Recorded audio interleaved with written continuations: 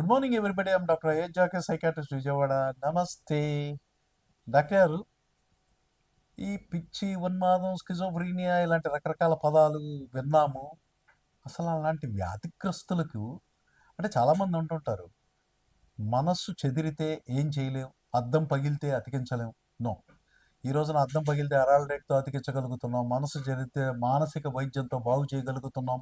అలాగే స్కిజోఫ్రీనియా వ్యాధిగ్రస్తులు ఉన్మాదం కానీ పిచ్చి కానీ ఇలాంటి జబ్బు వ్యాధి లక్షణాలని మనం గుర్తిస్తే మానసిక వైద్యం ఉంది. ఈ రోజున ప్రపంచవ్యాప్తంగా న్యూ ఇయర్గా సైంటిఫిక్గా ఏటిపికల్ యాంటీసైకోటిక్స్ అనే ఫార్మకోథెరపీ మెడిసిన్స్ లభ్యమవుతున్నాయి. మానసిక వైద్యులు ఈ వైద్య విధానాన్ని చాలా చక్కగా ప్రపంచవ్యాప్తంగా అవలంబిస్తున్నారు.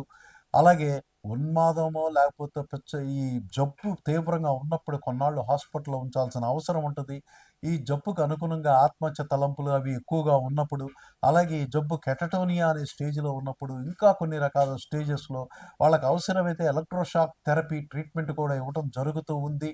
అలాగే మందులు, అలాగే వాళ్ళకి సైకో ఎడ్యుకేషన్, ఇతర కౌన్సిలింగ్ చికిత్సలు కూడా చేయటం జరుగుతుంది.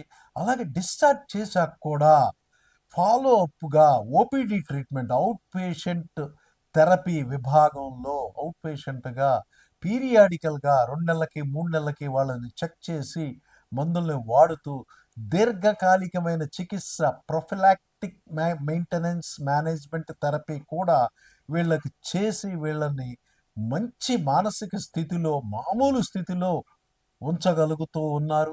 వీళ్ళ యొక్క దైనందిన జీవితం, వీళ్ళ వ్యక్తిగత, వృత్తిగత, దాంపత్య, కుటుంబ, ఆర్థిక, సామాజిక జీవితాలని బాగు చేసిన వాళ్ళం అవుతాం.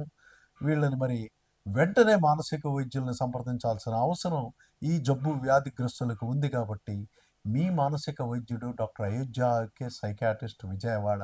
నమస్తే.